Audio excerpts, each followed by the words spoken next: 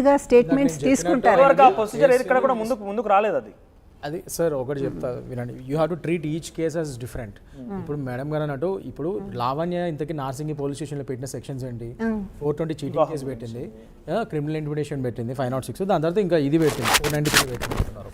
అదేంటంటే deception in the pretext of marriage, మోసం చేశారు నన్ను వాడుకుని వదిలేశాడు మ్యారేజ్ పేరు మీద అని చెప్పి దీస్ ఆర్ ద సెక్షన్స్ అవి పెట్టింది.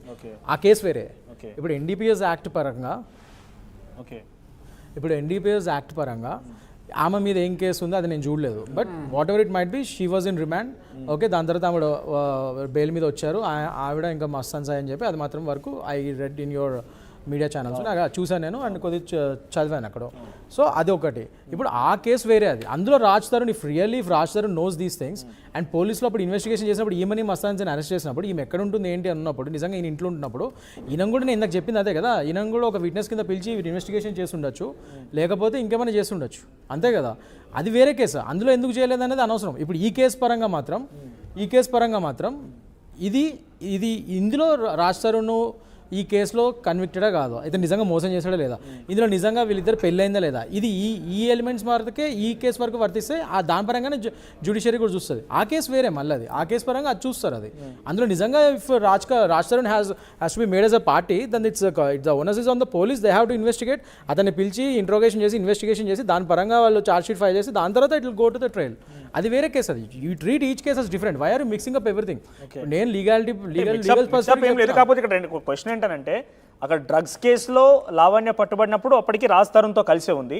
రాజ్ తరుణ్తో కలిసింది కాబట్టి మ్యూచువల్గా మనకు డ్రగ్స్ పెడ్లర్ దగ్గర కాంటాక్ట్ నెంబర్ దొరికితే ఇన్వెస్టిగేషన్ చేస్తుంటారు పోలీసులు. కానీ రాజ్ తరుణ్తో కలిసినప్పుడు రాజ్ తరుణ్ ఇన్వాల్వ్ చేసి ఇన్వెస్టిగేట్ చేయలేదు, ఇంట్రాగేషన్ పోలీసులు అడగారు మీరు. ఆ తర్వాత ఎందుకు తనకు అడ్వాంటేజ్ ఏముండి ఉంటుందని అడుగుతున్నాం మిమ్మల్ని. అడ్వాంటేజ్ ఏముండదండి. As madam told, no one is above law, he is not immune to any law. ఏ సెలబ్రిటీ అయినా కానీ even prime minister of India Jyothisri garu Lavanya in case తను ఏం ప్రూవ్ చేయలేకపోయింది, సో ఏం కాదనుకున్నా కూడా రాజ్ తరుణ్ ఒక సినిమాలో యాక్ట్ చేశాడు, కొంత ఫెమిలియర్ గా ఉన్నాడు ఇప్పుడు. సో అంటే తను చెప్పిన విషయాల్లో అబార్షన్ అయిందని కానీ లేకుంటే వివాహం జరిగిందని కానీ ఏదో ప్రూవ్ చేయలేకపోయింది. మీడియా ట్రయల్స్ ఇవన్నీ నడుస్తూనే ఉన్నాయి. అంట్లో ఎవరైనా తను ప్రూవ్ చేయకపోతే నెక్స్ట్ లావణ్య ఏం కాన్సిక్వెన్సెస్ ఫేస్ చేస్తుంది ఒక పర్సన్ మీద ఇటువంటి అలిగేషన్స్ వేసినందుకు గాను? అబార్షన్ ప్రూవ్ చేసినా కూడానండి, లివ్ ఇన్ రిలేషన్షిప్లో ఇట్స్ ఎ కన్సెన్షువల్ సెక్స్.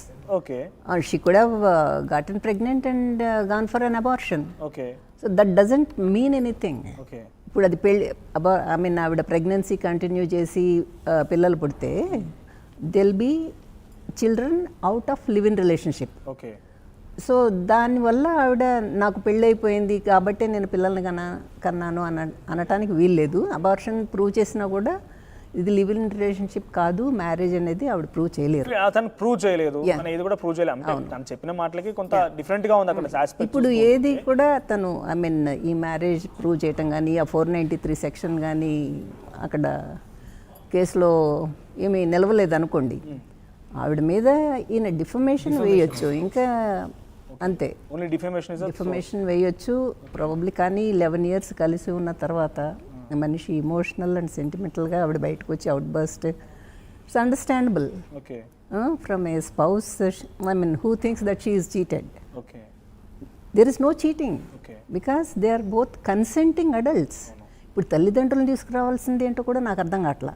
వాళ్ళిద్దరూ వాళ్ళ own life, they are leading their own life. వాళ్ళ తల్లిదండ్రులు ఏం చేస్తారండి, మీరు ఇలా ఉండండి, మీరు పెళ్లి చేసుకోకుండా అని ఎవరైనా సలహా చెప్తారా? ఇప్పుడు వీళ్ళిద్దరు ఇష్టమై ఉన్నారు, ఇప్పుడు దానికి తల్లిదండ్రులను బాధ్యులను చేయాలి అంటాం. మీరు 16-17 ఏళ్ల వయసులో ఏమైనా చేస్తే గానీ వచ్చి వాళ్ళతో కలిసి ఉన్నారు, అందరికీ తెలిసే విషయము, కానీ అది వాళ్ళు ఎందుకు ఆ రోజే తన కనుక లావణ్య తప్పు చేసి ఉంటే ఎందుకు మందలించలేకపోయారని అని కాదండి. ఇది Lavanya, she knows what she what she is in, what she has been in. Drugs విషయంలో అది తెలియదండి అసలు. ఈ డ్రగ్స్ గురించి నేను చదవలేదు, rather probably I might have missed. Okay, so తనకున్నటువంటి యాక్టివిటీస్ ఏంటి? ఇప్పుడు తను 11 years అంటే ఓన్లీ డిఫేమేషన్ రాస్తాను యాక్టివిటీ ఒకటి ఉంది, ఒకవేళ ప్రూవ్ చేయకపోతే ఒకవేళ తనకి ఇంకేదైనా బెనిఫిట్స్ 11 years కలిసి ఉంది, తను కూడా కొంత ఫైనాన్షియల్ గా రాదండి, ఆస్తి హక్కులు ఏం రావండి, అంతే ఫైనాన్షియల్ గా హెల్ప్ అయింది తనకి చాలా వరకు, తనకి ఎదుగుదల అవన్నీ ఆవిడ ఎంత ఇచ్చాను అంటుందో మరి రాజ్ తరుణ్ కూడా ఆయన లెక్కలు ఆయనకు ఉంటాయి కదా, పోనీ ఈవిడ ఎక్కువే ఇచ్చి ఉండొచ్చు. సో రికవరీ ఆఫ్ మనీ కింద వేసుకోవాలి తప్పితే అది కూడా ఈ రిలేషన్షిప్స్లో దాన్ని ఒక లోన్ అని దాన్ని రికవరీ అని చెప్పి అట్లాంటివి కూడా ఉండవు. ఎందుకంటే ఆవిడ ఎప్పుడో ఇచ్చి ఉండొచ్చు, 3 years తర్వాత రికవరీ ఆఫ్ మనీ కూడా ఉండదు. ఓకే. సో ఇది కొంచెం చాలా ఇంతవరకు 11 years వరకు కలిసి ఉంటున్నారు, ఎప్పటికప్పుడు డాడ్ చేస్తున్నాడు అనుకోండి మనిషి, అప్పుడు ఆవిడ వెంటనే తెలిసిపోతుంది కదా is not interested in marriage అనేది. ఒక నిమిషం మేడం, పీసీఆర్ మీరు ట్రై చేస్తున్నారా? రాజ్ చాలా కాలంగా ఈ విషయం గురించి ఎక్కడ కూడా మాట్లాడలేదు. ఇన్ఫాక్ట్ రాజ్ తరపున న్యాయబద్ధున ఒకసారి ప్రయత్నం చేయండి. ఎందుకంటే అక్కడ కోర్టులో ఆయనకు ముందస్తు బెయిల్ దొరికినప్పటికీ కొన్ని ఎలిగేషన్స్ ఏంటంటే ముందు నుంచి ఆయనకు తెలిస్తే ఎందుకు ఆయన ప్రశ్నించలేకపోయాడు ఒకటి, ఆ తర్వాత తెలిసినప్పటికీ ఎందుకు బయట పెట్టలేకపోయాడు, నేను 2017 వరకు కలిసినట్టుగానే చెప్పాడు. కాబట్టి అంతకు మునిపే కనుక ఈ యాక్టివిటీస్ బయటపడితే ఎందుకు తను స్పందించడం ఒక విషయం మీరు ఒక్కసారి ఆయనతో పాటు మాట్లాడదాం. మనం ట్రై చేస్తున్నారా రాజ్ తరుణ్కి? పీసీఆర్ ఎస్ మేము ట్రై చేస్తున్నాము చాలా వరకు కూడా. ఎందుకంటే రాజ్ తరుణ్ ఇందాక కృష్ణకుమార్ గారు మాట్లాడుతున్న సమయంలో శేఖర్ భాష వచ్చాడు, లావణ్యకు సంబంధించిన విషయాలను కూడా కొన్ని వెల్లడిస్తున్నాడు. కానీ శేఖర్ భాషని మౌత్ పీస్గా ఉపయోగించి ఒక సీక్రెట్ రూమ్ నుంచి రాజ్ తరుణ్ అన్ని ఆపరేట్ చేస్తున్నాడు అనేది వీళ్ళు చెప్తున్నమాట. సో ఏదేమైనా కానివ్వండి, తర్వాత రేపు విచారణలో ఏమొస్తుంది, లావణ్య ప్రూవ్ చేస్తుందా చేయదా అనే విషయం పక్కన పెడితే ఆయన అన్నీ తెలిసి ఎందుకు మౌనంగా ఉన్నాడు అనేది ఆయనకు స్పెషల్గా ఏమైనా బెనిఫిట్స్ పొందారా, లేదంటే ఆయనకి ఏమైనా స్పెషల్ అడ్వాంటేజ్ ఉందా, అసలు ఎందుకు ఈ రకంగా అనేది కొన్ని క్వశ్చన్స్ కూడా రైజ్ అవుతున్నాయి. మనం రాజ్ తరుణ్ ఒకసారి మాట్లాడడం, రాజ్ తరుణ్తో మీరు ప్రయత్నం చేయండి. ఎస్ జ్యోతిశ్రీ గారు, కంప్లీట్ స్విచ్ ఆఫ్ వస్తుందా? ఎస్, కనీసం రాజ్ తరుణ్ తరపున న్యాయవాది మనతో పాటు ఎవరైనా అందుబాటులో ఉన్నా కూడా. Yes Jyothisri garu, Lavanya bin between అంటే ఇక్కడ విషయం చూస్తే లావణ్య రాజ్ తరుణ్తో కలిసింది ఓకే, ఆ తర్వాత లావణ్య తనకు తాను ఒక పిటిషన్ ఇచ్చింది. ఆ పిటిషన్లో ఒక అంశం ఏం పొందుపరిచిందంటే, ఒక మస్తాన్ సాయ్ అనే అబ్బాయితో ఆయన వెంట పడ్డాడు, ఇద్దరం కలిసి మ్యూచువల్గా ఓకే అనుకున్నాం, కొన్ని రోజుల పాటు లవ్ ట్రావెల్ చేశాము, ఆ తర్వాత ఆయన మీద కూడా ఒక రేప్ అటెంప్ట్ అంటూ కూడా కేసు వేసింది. అదొక ఇష్యూ. ఇన్ బిట్వీన్ రాజ్ తరుణ్తో కలిసి ఉంటూనే ఈ ఇష్యూ జరిగింది. ఆ తర్వాత కూడా చింటూ అంటూ ఇంకో అబ్బాయితో ఏదో అఫేర్ కూడా ఉన్నట్టుగా ఇటీవల కాలంలో ఒక ఆడియో బయటకు వచ్చింది. ఆ ఇన్ డీటెయిల్గా ఆడియోలో ఏం జరిగింది అనేది కూడా మనం వదిలిపెడితే సంథింగ్ ఆ అఫేర్ అనేది కనబడుతోంది. ఒకవేళ షీ ప్రూవ్స్ రాజ్ తరుణ్ నాకు పెళ్ళయిందని కానీ రాజ్ తరుణ్ నా మధ్యలో అబార్షన్ జరిగిందని ప్రూవ్ చేసినా కూడా మధ్యలో ఈ 2 అఫేర్స్ కొత్తగా కనబడుతున్నాయి. కాబట్టి రాజ్ తరుణ్ ఏం క్లెయిమ్ చేయవచ్చు, లావణ్య ఎటువంటి విధంగా బెనిఫిట్స్ పొందే అవకాశం ఉంటుంది? ఎందుకంటే ఇక్కడ మరొక 2 క్యారెక్టర్స్ కూడా మధ్యలో వచ్చి ఇవన్నీ చాలా హైపోథెటికల్ క్వశ్చన్స్ అండి. And character assassination probably that's a very bad thing.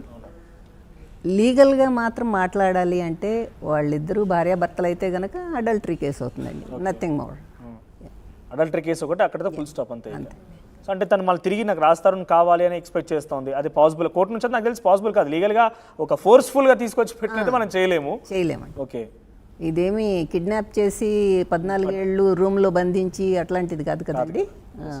So Krishnakanth గారు ఫస్ట్ నుంచి కూడా మీరు ఫాలోఅప్ చేస్తున్నారు. సో ఇప్పుడు నెక్స్ట్ ఏం కాబోతుంది, ఏం ఎక్స్పెక్ట్ చేయవచ్చు ఫర్దర్గా? అంటే నేను ఇంతకుముందు చెప్పినట్టు generally if just on the pretext of marriage ఇలా కన్సెన్సస్ మీద ఇన్ని రోజులు ఉండి ఇప్పుడు వచ్చి లాస్ట్ మూమెంట్లో చీటింగ్ చేశారు అది చేశారని చెప్పి పెడితే ఇలాంటి కేసెస్ నిలవు. Generally there are so many presidents. రీసెంట్గా కూడా స్టేట్ ఆఫ్ మహారాష్ట్రలో కానీ అలాంటి వాటిలో కూడా సుప్రీంకోర్టు వీటిని రిటాలియేట్ చేసి చెప్పింది, ఉమెన్ అట్లా ఫాల్స్ కేసెస్ పెట్టి ఇలా చేస్తే ఇన్ని రోజులు రిలేషన్షిప్లో కన్సెన్షువల్ రిలేషన్షిప్లు ఉన్న తర్వాత ఇప్పుడు లాస్ట్ మూమెంట్లో వచ్చి దాన్ని రేప్ కిందనో లేకపోతే చీటింగ్ కిందనో మార్చడానికి లేదు అని చెప్పి మెన్స్కి మెన్ రైట్స్కి ఫేవరబుల్గానే చెప్పారనమాట. సో అలా ఉన్నప్పుడు మ్యాక్సిమం ఈ కేసులో కూడా if Lavanya fails to show that Raj Tarun has an intent since from the beginning, పెళ్ళి అనే ప్రిటెక్స్తో ఈమెను మోసం చేసి పెళ్ళని చూపించి ఆశ చూపించి దాని పరంగానే మోసం చేసి మనం వాడుకున్నాడని మాకు గట్టిగా ప్రూవ్ చేయగలిగితే ఈ కేసు నిలుస్తుంది, లేకపోతే నిలవదు 100%. ఈ కేసు పరంగా అయితే నేను చెప్పగలుగుతాను. ఇంకా నార్కోటిక్స్కి దానికి రాజ్ తరుణ్కి సంబంధం ఉందా లేదా, పోలీస్ అందులో ఎందుకు ఈయన పార్టీ చేయలేదు, ఇవన్నీ దట్స్ డిఫరెంట్ స్టోరీ. వచ్చిందో దీని మీద వచ్చింది, లివింగ్ దాని మీద. సో ఆ పరంగా అయితే మాత్రం I feel Lavanya is a disadvantage for sure.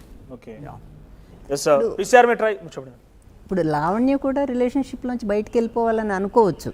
Live in రిలేషన్షిప్లో ఎప్పుడు మేల్ స్పౌసే మేల్ బయటకు వెళ్ళాలనే కాదు, ఫీమేల్ కూడా బయటకు వెళ్ళాలని అనుకోవచ్చు కదా.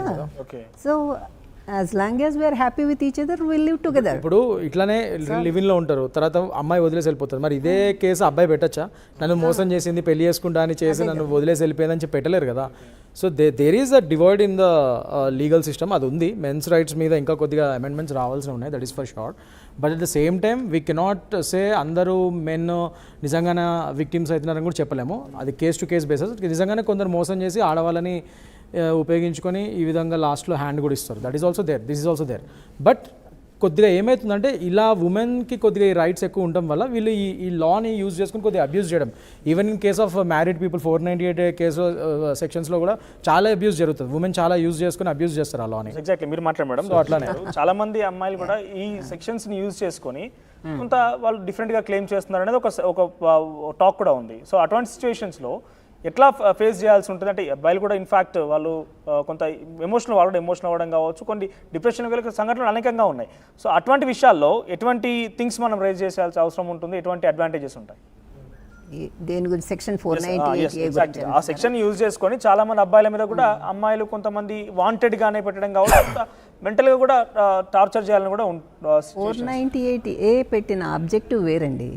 ఇక్కడ ఏంటంటే చాలా చూస్తూ ఉన్నాం మనం. అప్పుడు I mean 20 years ago 30 years ago ఆడపిల్లలు పెళ్ళైన వెంటనే మళ్ళీ కట్నం అని చెప్పేసి దాంట్లో ఎంతోమంది విదిన్ ఎ ఇయర్ 2 years చనిపోయిన వాళ్ళు చాలామంది ఉన్నారు. వాళ్ళ కోసం అని చెప్పి పెట్టిన 498A అది టోటల్లీ అబ్యూస్కి గురవుతుంది, అది దాంట్లో డౌట్ లేదండి. మిస్యూజ్ చేస్తున్న వాళ్ళందరూ కూడా ఐ మీన్ అదొక వెపన్ కింద వాడుతున్నారు. అసలు ఎవరైతే ఆ హింసకు గురవుతున్నారో అప్రెస్డ్ వాళ్ళు మాత్రం అది వాడుకోలేకపోతున్నారు. వాళ్ళకి ఇంకా తెలియకుండానే ఉంది మా జీవితం ఇంతే, ఆడవాళ్ళలో వాళ్ళది ఉపయోగించుకోలేకపోతున్నారు. కానీ వేరే ఆడవాళ్ళు ఎవరైతే దాన్ని అబ్యూస్ చేద్దాం అనుకుంటున్నారో వాళ్ళు దాన్ని బాగా పెట్టి హెరాస్ చేయగలుగుతున్నారు మొగోళ్ళు.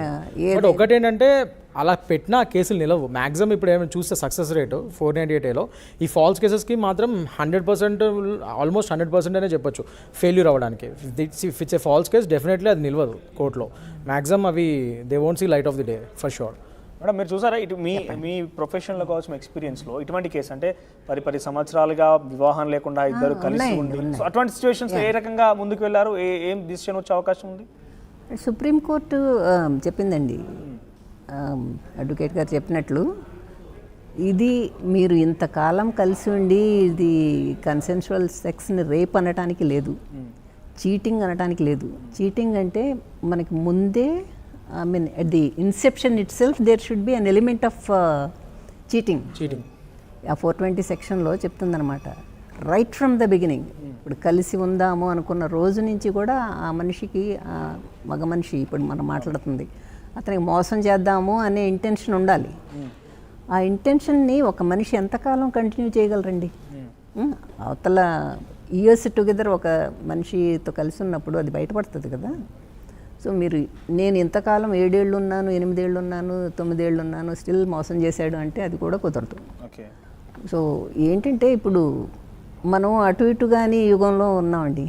ఈ లివింగ్ రిలేషన్షిప్స్ అనేవి మనకి కామన్ కాదు. కానీ 2010 తర్వాత సుప్రీంకోర్టు ఒకసారి పచ్చజెండా ఇచ్చినాక we are trying to accept them as they are. ఇక్కడ ఏంటంటే వీళ్ళందరూ కూడా చదువుకున్న వాళ్ళే, వీళ్ళేమి చదువుకోకుండా ఉన్నవాళ్ళు కాదు. అంటే 10, 15, 11 సంవత్సరాలు ఇద్దరు కలిసి ఉన్న తర్వాత మోసం చేశాడనే విషయాన్ని రావాలని అది అవకాశం ఉంటుందా? ఉండదండి. మోసం చేస్తాడని చెప్పడం కూడా అవకాశం ఉండదు. అన్ని రకాలుగా 4 sides నుంచి లావణ్య కూడా ఉంది కదా, కోర్టు కూడా అన్ని సర్కమ్స్టాన్సెస్ ని పరిగణలోకి తీసుకుంటారు. సో ఇన్నేళ్ళు ఉన్నావు కదా